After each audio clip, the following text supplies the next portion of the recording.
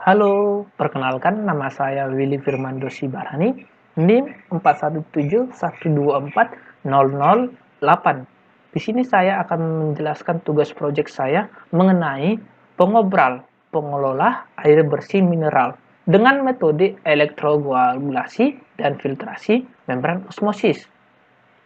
Pertama kita akan menganalisis situasi.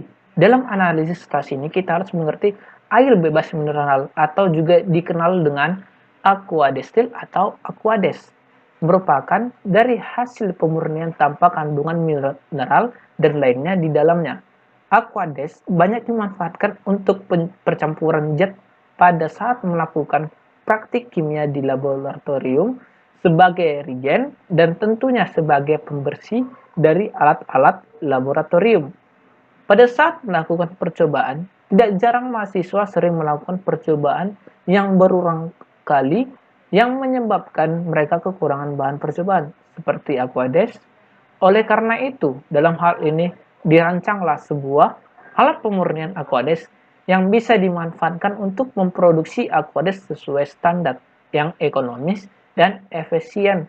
Dengan kebutuhan mahasiswa dapat terpenuhi dalam penggunaannya, alat yang dirancang merupakan alat pemurnian aquades menggunakan metode elektrokoagulasi dan filtrasi membran osmosis. Tujuan program. Tujuan program ini dibuat adalah untuk menjawab masalah mahasiswa dalam mengatasi kekurangan persediaan aquades untuk digunakan sesuai dengan standar aquades yang ada dengan proses yang inovatif sehingga aquades tersebut ekonomis dan efisien untuk diproduksi sendiri. C. Perumusan masalah. Perumusan masalah di sini kita bagi atas dua. Yang pertama, bagaimana cara mengatasi kekurangan persediaan aquades untuk mahasiswa. Kedua, bagaimana cara membuat aquades yang sesuai standar dengan proses yang inovatif sehingga menghasilkan aquades yang ekonomis dan efisien. D. Alur perancangan dan pengujian alat pengolahan air bebas mineral. Pertama, kita harus mengetahui latar belakang yang mendasari dilakukannya pembuatan alat pengolahan air bebas mineral. Selanjutnya kita ke analisis solusi. Kita di sini harus mengetahui apa permasalahan yang ada sehingga kita dapat memecahkannya. Selanjutnya, kita harus memahami konsep mengenai elektrokoagulasi dan filtrasi membran osmosis. Elektrokoagulasi adalah metode pengolahan air secara elektrokimia di mana pada anoda terjadi pelepasan koagulan aktif berupa ion logam ke dalam larutan. Sedangkan pada katoda terjadi reaksi elektrolisis berupa pelepasan gas hidrogen.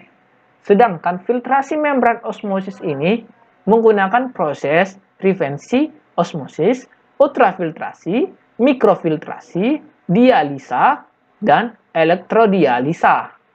Selanjutnya, kita akan ke prarancangan, di mana prarancangan ini kita bagi atas tiga. Yang pertama itulah material yang akan digunakan dalam pembuatan alat. Yang kedua, dimensi dari setiap bagian. Ketiga, power atau energi apa saja yang digunakan dan berapa besar energi yang dibutuhkan. Selanjutnya kita akan ke rancangannya. Di mana rancangan ini terdapat dua bagian. Yang pertama itu kita membuat model elektrokoagulasi sesuai dengan desainnya. Kedua, kita memasang alat filtrasi membran osmosis sesuai dengan letak tempat yang telah direncanakan. Selanjutnya, di mana di tahap ini adalah kita mengoperasikan alat yang telah dirancang agar diperoleh sampel. Di mana kita akan melakukan pengujian sebelum dan sesudah pada kandungan air.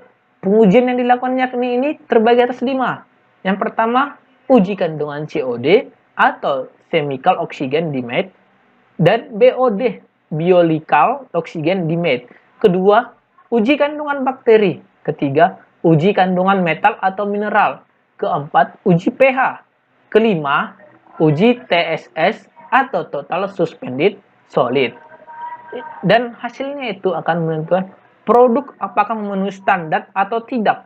Jika dia tidak memenuhi standar, kita akan kembali ke proses metode awal, di mana kita akan mencari apa sih permasalahannya.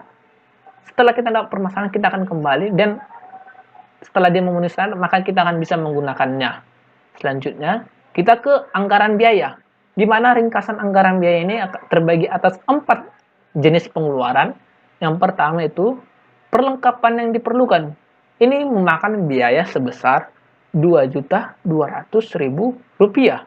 Kedua, bahan habis pakai, di mana bahan habis pakai ini biayanya sebesar Rp1.600.000. Dan ketiga, perjalanan sebesar Rp2.910.000. Dan untuk kebutuhan lain-lain atau yang tidak terduga, kita membutuhkan biaya sebesar Rp2.730.000. Dan total seluruh 4 bagian itu jumlahnya adalah Rp9.440.000. Dan sekian dan terima kasih. Apabila ada saran, saya bisa masukkan di kolom komentar. Dan apabila ada kata-kata yang menyinggung perasaan, saya mohon maaf sebesar-besarnya. Terima kasih.